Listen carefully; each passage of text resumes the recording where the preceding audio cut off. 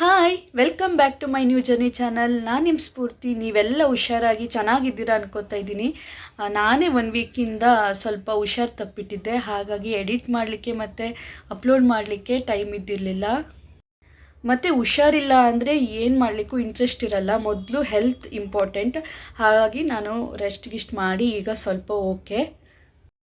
ಇವತ್ತು ನಾನು ನಿಮ್ಮ ಜೊತೆ ಒಂದು ಇಂಪಾರ್ಟೆಂಟ್ ಇವೆಂಟ್ ಬಗ್ಗೆ ಶೇರ್ ಮಾಡ್ಕೊಳ್ಳಿಕ್ಕೆ ಇಷ್ಟಪಡ್ತಾ ಇದ್ದೀನಿ. ನನ್ನ ಸಿಸ್ಟರ್ ಬರ್ತ್ಡೇ ಇತ್ತು ಡಿಸೆಂಬರಲ್ಲಿ. ಅದನ್ನು ನಾನು ಹೇಗೆ ಸೆಲಿಬ್ರೇಟ್ ಮಾಡಿದೆ, ಹೇಗೆಲ್ಲ ಅರೇಂಜ್ ಮಾಡಿದ್ದೆ ಅಂತ ನಿಮ್ಮ ಜೊತೆ ಶೇರ್ ಮಾಡ್ಕೋಬೇಕು ಅಂತ ಕಾಯ್ತಾ ಇದ್ದೆ. ಅದರ ಮಧ್ಯದಲ್ಲಿ 1 ವೀಕ್ ಫುಲ್ ಹುಷಾರಿರದೇ ಇದ್ದ ಕಾರಣ ನನಗೆ ಆಗಲಿಲ್ಲ. ಆದರೆ ನಿಮ್ಮ ಜೊತೆ ಶೇರ್ ಮಾಡ್ಕೊಳ್ದೇ ಇದ್ದರೆ ನನಗಂತೂ ಸಮಾಧಾನ ಆಗಲ್ಲ. ಅದಕ್ಕೆ ಇವತ್ತು ನಾನು ಹೇಗೆಲ್ಲ ಮಾಡಿದ್ದೆ ಆ ದಿನ ಅನ್ನೋದನ್ನು ನಿಮ್ಮ ಜೊತೆ ಹಂಚ್ಕೊಳ್ತಾ ಇದ್ದೀನಿ. ಮತ್ತೆ ಯಾಕೆ ತಡ ಮಾಡೋದು, ವಿಡಿಯೋನ ಸ್ಟಾರ್ಟ್ ಮಾಡೋಣ. ಬೆಳಿಗ್ಗೆನೇ ಎದ್ದು ಕೇಕ್ ಆರ್ಡ್ರ್ ಮಾಡಿ ಮತ್ತು ಏನೇನು ಬೇಕು ಡೆಕೋರೇಷನ್ಗೆ ಅದನ್ನು ತರಲಿಕ್ಕೆ ಅಂತ ಹೊರಗಡೆ ಹೋಗ್ತಾ ಇದ್ದೀನಿ. ಕೇಕ್ ಮೊದಲೇ ಆರ್ಡ್ರ್ ಕೊಟ್ಟು ಬರ್ತೀನಿ, ಯಾಕಂದರೆ ಅವಳು ಬರ್ತ್ಡೇ ಇರೋದು ಕ್ರಿಸ್ಮಸ್ ಮಾರನೇ ದಿನ. ತುಂಬ ಕೇಕ್ ಸೇಲ್ ಆಗುತ್ತೆ, ಆಮೇಲೆ ಕೇಕೇ ಇಲ್ಲ ಅಂದರೆ ಬರ್ತ್ಡೇ ಮಾಡಲಿಕ್ಕಾಗಲ್ಲ. ಅದಕ್ಕೆ ಒಂದು ಸರಿ ಬೆಳಿಗ್ಗೆನೇ ಹೋಗಿ ಎಲ್ಲ ಬುಕ್ ಮಾಡಿಟ್ಟು ಬಂದರೆ ಆಮೇಲೆ ಸಂಜೆ ಹೋಗಿ ತೊಗೊಂಡು ಬರ್ಬೋದು. ಹಾಗೆ ಬರುವಾಗ ಮಾರ್ಕೆಟಲ್ಲಿ ಡೆಕೋರೇಷನ್ಗೆ ಏನೇನು ಬೇಕು, ಫ್ಲವರ್ ಮತ್ತು ಕೆಲವೊಂದು ಬಲೂನ್ಸ್ ಅದನ್ನೆಲ್ಲ ಶಾಪ್ ಮಾಡಿಕೊಂಡು ಮನೆಗೆ ಬಂದೆ. ರೆಡಿ ಮಾಡ್ತಾ ಇದ್ದೀನಿ. ನಮ್ಮ ತಂಗಿ ಕೆಳಗಡೆ ಇದ್ದಾಳೆ, ಅದಕ್ಕೆ ಮಾತಾಡ್ಲಿಕ್ಕೆ ಸ್ವಲ್ಪ ಕಷ್ಟ. ನಾನು ಮತ್ತು ಪಪ್ಪ ಸೇರಿಕೊಂಡು ರೆಡಿ ಮಾಡ್ತಾ ಇದ್ದೀವಿ. ಸಿಸ್ಟರ್ ಕೆಳಗಡೆ ಇದ್ದಾಳೆ, ಅದಕ್ಕೆ ಸೈಲೆಂಟಾಗಿ ಮಾಡ್ತಾಯಿದ್ದೀವಿ. ಪ್ರತಿ ವರ್ಷ ಬರ್ತಡೇನ ನಾವು ಹಾಲಲ್ಲೇ ಸೆಲಿಬ್ರೇಟ್ ಮಾಡ್ತಾ ಇದ್ವಿ, ಆದರೆ ಈ ವರ್ಷ ಎಷ್ಟೇ ಬೇಗ ಹಾಲ್ ರೆಡಿ ಮಾಡಿಸ್ಬೇಕು ಅಂತ ಇದ್ದರೂ ಆಗಲಿಲ್ಲ. ಸ್ವಲ್ಪ ಕೆಲಸ ನಡೀತಾ ಇದೆ, ಅಂದರೆ ಇಂಟೀರಿಯರ್ಸ್ನೆಲ್ಲ ಹೊಸದಾಗಿ ಸೆಟ್ ಮಾಡ್ತಾ ಇದ್ದೀವಿ. ನನ್ನ ಸಿಸ್ಟರ್ ಹುಟ್ಟಿದ್ದು ಕ್ರಿಸ್ಮಸ್ ರಾತ್ರಿ, ಅಂದರೆ ಬೆಳಗಿನ ಜಾವ. ನಮ್ಮ ಹಿಂದೂ ಇದ್ರ ಪ್ರಕಾರ ನೆಕ್ಸ್ಟ್ ಡೇ ಆಗುತ್ತೆ, ಅದಕ್ಕೆ 26ಗೆ ಮಾಡ್ತೀವಿ ನಾವು ಪ್ರತಿ ಇಯರ್ ಬರ್ತಡೇನ. ನಮಗೆ ಕ್ರಿಸ್ಮಸ್ ಯಾವಾಗಲೂ ಸ್ವಲ್ಪ ಸ್ಪೆಷಲ್ಲೇ ಅನಿಸುತ್ತೆ, ಯಾಕಂದರೆ ನನ್ನ ಸಿಸ್ಟರ್ ಬರ್ತಡೇ ಇರೋದ್ರಿಂದ ನಾವು ಕೇಕ್ ತರ್ತೀವಿ, ಡೆಕೋರೇಷನ್ ಮಾಡ್ತೀವಿ, ಆಮೇಲೆ ಸೆಲಿಬ್ರೇಟು ಮಾಡ್ತೀವಿ. ಜಸ್ಟ್ ಚರ್ಚಿಗೊಂದು ಹೋಗಲ್ಲ, ಬಿರಿಯಾನಿ ಅಂತೂ ಕಂಪಲ್ಸರಿ ಇದ್ದೇ ಇರುತ್ತೆ. ಅವಳು ಇಷ್ಟೆಲ್ಲ ಇಮ್ಯಾಜಿನೇಷನ್ ಮಾಡಿರೋಂಗಿಲ್ಲ, ಯಾಕಂದರೆ ಎಲ್ಲ ಕನ್ಸ್ಟ್ರಕ್ಷನ್ ನಡೀತಾ ಇದೆ ಅಲ್ಲ, ಈ ಥರ ಎಲ್ಲ ಅರೇಂಜ್ ಮಾಡಿರ್ಬೋದು, ನಾನು ಪ್ಲ್ಯಾನ್ ಮಾಡ್ಕೊಂಡಿರ್ಬೋದು ಅಂತ ಅವಳಿಗೆ ಊಹೆನೂ ಇಲ್ಲ.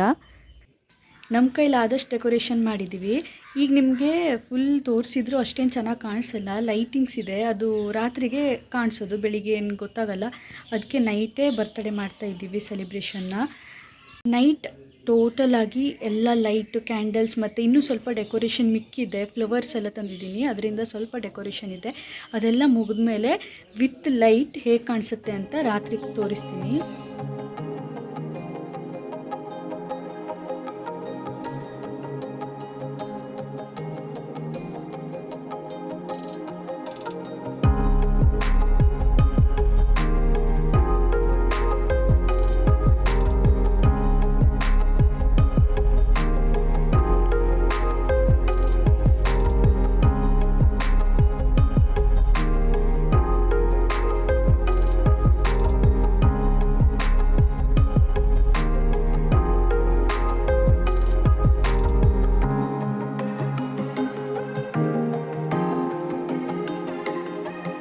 ನನ್ನ ತಂಗಿ ಅಂತೂ ಡೆಕೋರೇಷನ್ ನೋಡಿ ಫುಲ್ ಖುಷಿ ಪಟ್ಬಿಟ್ಲು, ನನಗೂ ಫುಲ್ ಖುಷಿ ಆಯಿತು, ಯಾಕಂದರೆ ಮಾಡಿದ್ದು ನಾನೇ ಅಲ್ವಾ. ಆಮೇಲೆ ಸ್ವಲ್ಪ ಫೋಟೋನ ತೆಕ್ಕೊಂಡ್ವಿ, ಆಮೇಲೆ ಕೇಕ್ ಕಟ್ಟಿಂಗ್.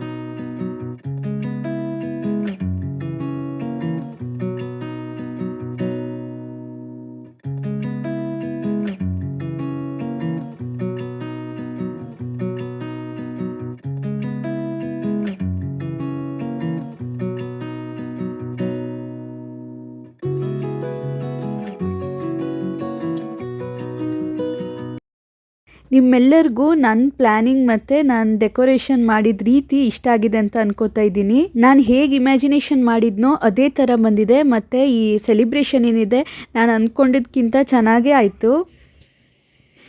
ನಾನು ಪಪ್ಪ ಬೆಳಿಗ್ಗೆಯಿಂದ ಮಾಡೋದು ಡೆಕೋರೇಷನ್ ಹಿಂಗಾಗದೆ ಖುಷಿ ಆಯಿತು.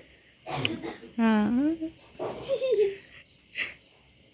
ಅಂತೂ ಇಂತೂ ಬೆಳಿಗ್ಗೆಯಿಂದ ಏನೇನು ಮಾಡಿದ್ನೋ ಹೋಗಿ ಶಾಪಿಂಗ್ ಬಂದಿದ್ದೆ ಆಗಿರ್ಬೋದು, ಅರೇಂಜ್ಮೆಂಟ್ ಮಾಡಿದ್ದಿರ್ಬೋದು, ಎಲ್ಲದೂ ಸಾರ್ಥಕ ಆಯಿತು ಅಂತಲೇ ಹೇಳ್ಬೋದು. ಯಾಕಂದರೆ ಇಷ್ಟು ಮಾಡಿದ್ದೆ ನಾನು ನನ್ನ ಸಿಸ್ಟರ್ಗೆ ಖುಷಿಯಾಗಲಿ ಅಂತ ಹೇಳಿ. ಕೊನೆಗೂ ಇವತ್ತಿನ ಇವೆಂಟ್ ಸಕ್ಸಸ್ಫುಲ್ಲಾಗಿ ಮುಗೀತು.